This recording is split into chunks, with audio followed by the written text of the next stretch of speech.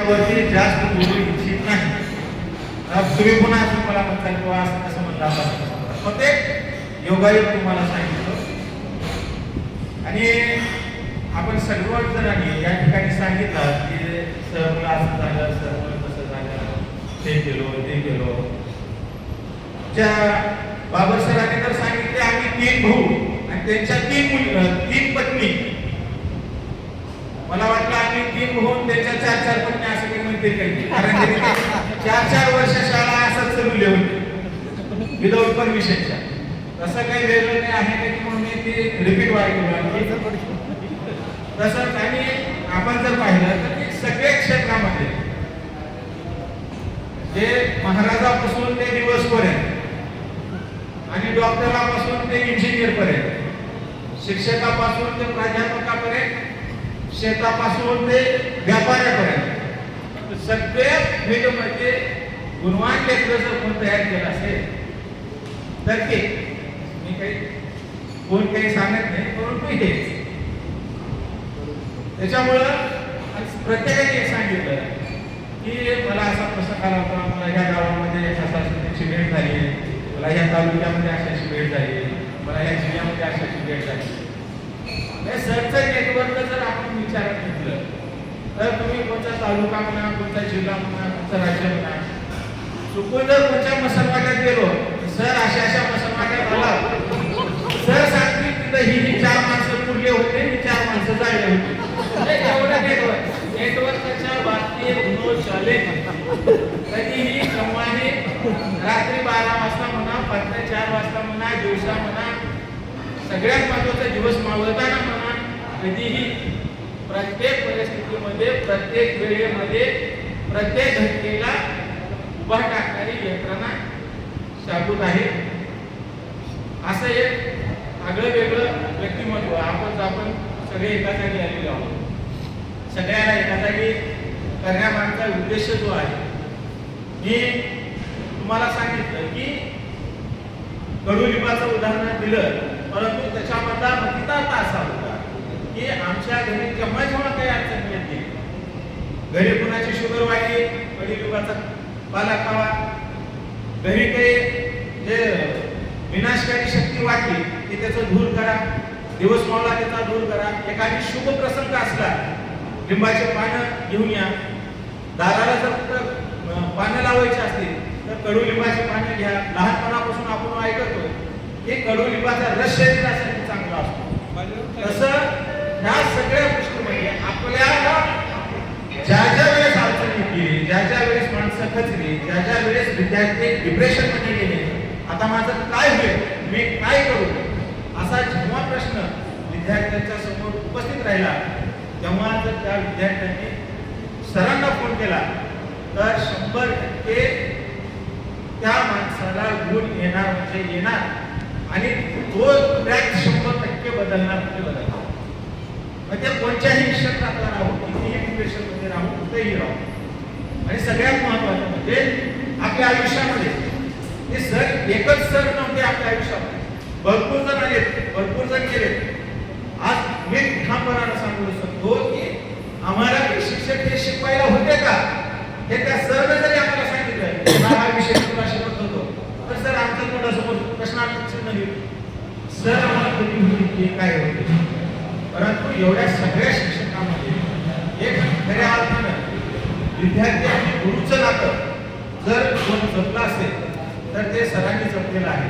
सरांना आपण एका जागी आलो मिळून काही एखादी इन्क्रिमेंट वाढवून भेटणार नाही, की पेन्शन मध्ये चला एखादी हप्ता वाढवून येणार नाही, अशा गोष्ट आहे. परंतु एक मानसिकता असते, एक जिव्हाळा असतो, एक स्नेह असतं, आणि हे सगळ्याच्या मध्ये राहतं. सगळ्या शिक्षकांना तुम्ही सहज फोनही करा. काही शिक्षक असं फोन करते, कशाला फोन केला असतो, काय काम पडले नाही, हे सुद्धा म्हणणारे काही शिक्षक आहेत. परंतु सर कुठे काय कोणाला ऐसकाने जेवण लई दिवस झाला तुझा फोन नाही, हे 100% सांगू इच्छितो की तुमच्या नातेवाईकांना सुद्धा कधी तुम्हाला फोन करून असं सहज विचारलं नसेल काय चाललंय तुझं, बरं आहे का नाही, तुला सहज फोन केलो होतो, काही खूप दिवस झाले आपलं बोलणं झालं नाही, आठवण आली म्हणून फोन केलो. ही भाषा तर आपल्या जीवनामधून नाहीशी होत चालली आहे. आपल्याला पुन्हा येतात काहीतरी कामं किंवा काहीतरी अडचणी असतील, परंतु ह्याच्या व्यतिरिक्त जे आपण आता सरांच्या माध्यमातून एक ग्रुप म्हणा किंवा सरांच्या माध्यमातून एक परिवार म्हणा, ग्रुप तर भरपूर असतात परंतु परिवार मी काय म्हणतो की रात्री 12 वाजता एखादी आपला बंधू आपला मित्र की बाबा हा माझा मित्र येणार आहे आणि त्याला इथं राहायची सोय करायची म्हणून जो थांबतो तो तुमच्या परिवारामधला माणूस असतो. तुम्ही कुठेतरी पुण्याला चालला, पुण्याला तुमची अडचण येणार आहे, कुणाचा तरी 7-12 आईला गेलाय आणि ती 7-12 करण्यासाठी मदत होणार आहे, ही जी एक भावना आपल्यामध्ये निर्माण झालेली आहे. आणि सहज कोणीही कुणाला हे करत असताना आज आपण काय म्हणतो, आम्ही वेळपाडक सरांचे विद्यार्थी, तुमची आमची ओळख तेच आहे. मी एखाद्याला जर उद्या माझी अडचण सांगितली तर तुम्ही युवराज पाटील म्हणून मला मदत करणार नाही, तर वेळपाडक सरचा विद्यार्थी आहे, आम्ही त्या ठिकाणी भेटलो होतो आणि मला सर करता होणार बघून की कसं काय राहणार, हे पाटील कसं का वागणार, परंतु मला त्याची मदत करायची, ही जी एक भावना सरांनी निर्माण केली, ही भावना आपल्यामध्ये जागृत होणं, ही भावना निर्माण करण्यासाठी त्यांनी जे प्रयत्न केले त्याबद्दल खऱ्या अर्थाने मी त्यांचे या प्रसंगी आभार मानतो. कुणालाही काहीही झालं, सरांनी अगोदरच सांगितलं की आपण एका जागी एक वावरत असताना, परिवार म्हणून सोबत राहत असताना तुम्ही एकमेकाचा फायदा जरूर घ्या, परंतु गैरफायदा कोणी कोणाचा घेऊ नका. त्यांनी क्लिअर कट सांगितलेलं आहे की आर्थिक व्यवहार तुमच्या रिक्सवर जवळ तर करायचेच नाही आणि केला तर तुमच्या रिक्सवर. म्हणजे स्पष्ट जे ते पूर्वी होते ते आज सुद्धा तेवढ्याच स्पष्ट भावनेने ते सांगतात किंवा हे असं आहे, हे असं करायचं. आता आपलीही एक जबाबदारी पुढे होणार आहे की आपण कुठल्याही गोष्टीमध्ये हे करत असतो. आता सगळ्याच्या वेगवेगळ्या फील्ड आहेत. आता याची एक चेन कशी तयार होईल आणि या चेनच्या माध्यमातून तुम्हाला आम्हाला मदत कशी होईल, आपण नवीन कसं करता येईल. आता आपण सगळे शेतकऱ्याचे लेकर आहोत. आता आम्हाला आज कळायला की सोयाबीनचं बी चांगलं भेटू शकते, ठीक आहे, आपण त्यांना काही मोफत द्या म्हणणार नाही, परंतु बाहेर जर 500ला बॅग असते, आपण गेलो तर त्याने 100% 450लाच बॅग देणार आणि प्युअर देणार, उगवायसारखं देणार. मी जर खराब दिलं तर सर आहे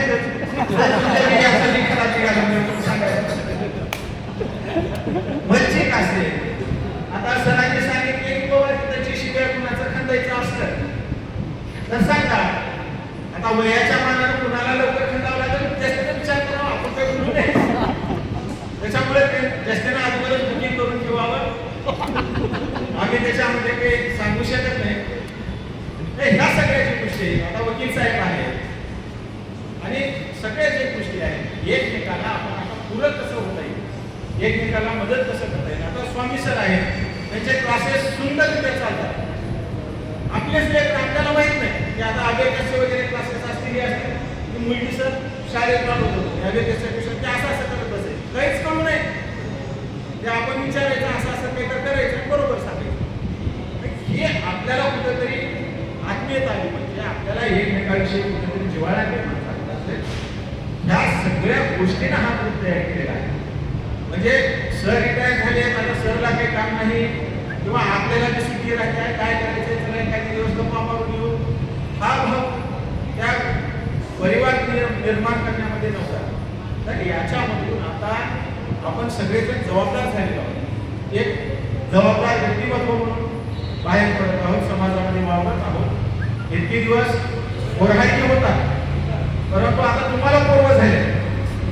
काही जण असतात वयाची सर्टिफिकेट म्हणजे संपली तर त्यांच्या अंगाचं पोरहायची पण जात नाही, परंतु आपण तसं वागायचं नाही.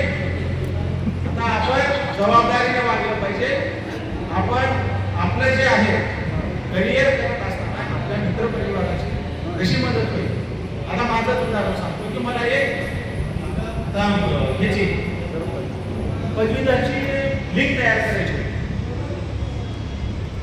सगळं मीडिया आहे, सगळं हे आहे, कुणी ही लिंक तयार करते मी पाहिलं होतं, तो मला आपल्याला त्याच्याकडे नॉलेजच नाही. मग ते नॉलेज नसल्यामुळे मी पहिला सुरू दुपारी इंजिनियरला फोन केला, दुपारी साहेबांनी त्याच्यातून थोडंफार सांगितलं.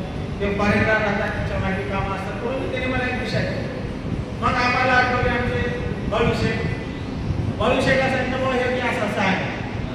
तर हे लगेच हो का माझा एक विद्यार्थी आहे लगेच त्याने हे केलं लय आमचं दुपारी बोलणं झालं होतं. संध्याकाळपर्यंत मला जसं पाहिजे होतं किंवा मला अपेक्षित नव्हतं त्याच्यापेक्षा सुंदर मी काही बोलून गेली. आणि आज त्याच्यावरती नाही 300-400 रजिस्ट्रेशन झालेले आहे. आणि ही जी निवडणूक आहे आपल्याला ही निर्माण करायची आणि याच्या माध्यमातून आपल्याला एक वेगळं परिवार करायचं. एकमेकांविषयी जिव्हाळा असावा, प्रेम असावं, त्याच्यामध्ये आपली एकमेकांना मदत करावी. या सगळ्या गोष्टीचं हे एक व्यासपीठ आहे आणि हे व्यासपीठ दरवर्षी आपल्याला या पद्धतीने आपल्याला करायचं. आता पुढल्या वर्षी एक राहणार आहे विनंती करणार आहे की आपण या एक वर्षामध्ये आता नाविन्यपूर्ण काय केलं तर पुढल्या वर्षी येत असताना आपण त्याचा लेखाजोखा घेऊन यायचा. ही झाली. आता बिझनेसमॅन कुणी असतील माझ्याकडे नव्हतं एवढ्या फुटीवरती गेला. ह्या सगळ्या गोष्टीचं आपण कुठेतरी आता हे झालं पाहिजे. वकील साहेब आहेत त्यांनीही सांगितलं पाहिजे की बाबा मी 10 जणांचा हिडगा लावला 10 जणांचे दिवस केले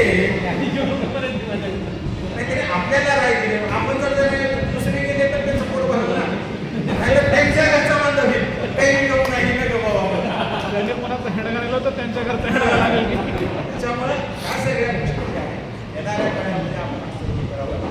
आणि सर एक काही गोष्ट म्हणजे विचाराधीन अशी व्हावी की आपण सगळेजण मिळून एक नवीन काही करता येतं का. इंजिनियर साहेब आहेत, डॉक्टर साहेब आहेत, फार्मा कंपनी आहे, शिक्षण क्षेत्रामध्ये काम करणारे आहेत, उद्योगदार साहेब आहेत की बाबा सगळं काही करता येतं का. ठीक आहे की ह्याच्यामधून आपल्याला कमी जास्त थोडंफार हे होईल घाटा होणार नाही. जे सामाजिक चेहराही असावा, आर्थिक चेहराही असावा, डॉक्टर साहेबांनी म्हटल्यासारखं सेवाही असावी आणि मेवाही असावा. असं जर आपल्याला काही करता येत असेल सगळ्यांचा ग्रुप बनवून एखादी शासकीय योजना आपण मोठ्या प्रोजेक्ट वगैरे लॉन्च करता येत असेल तर ह्या सगळ्या गोष्टींना आपण विचार करावा. एवढंच या ठिकाणी मी सांगतो. आपण सर्वजण खूप वेळ झाला येथे एकमेकांचं ऐकून घेत आहे.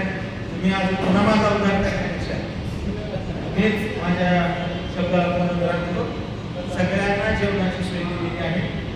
जेवण केल्याशिवाय कुणीही जायचं नाही. सरांनी कितीही चांगलं बोलले तर पोट काही भरणार नाही. पोट भरायला आपल्याला 2 घास खावंच लागणार आहे. त्याच्यामुळं आपल्या सगळ्याला विनंती राहणार आहे की जेवण केल्याशिवाय कुणीही जायचं नाही.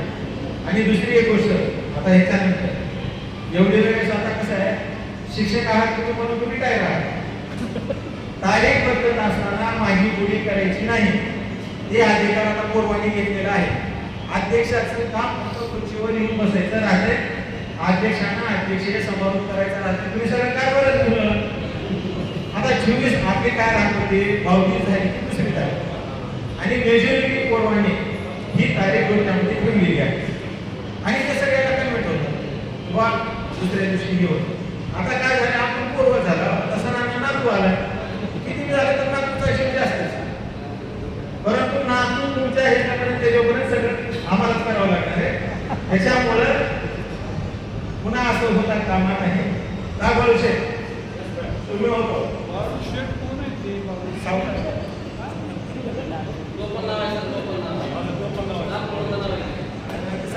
तुकाराम तुमच्यासाठी आहे आमच्यासाठी उगं बाळू तर म्हणावं बाळ्याचा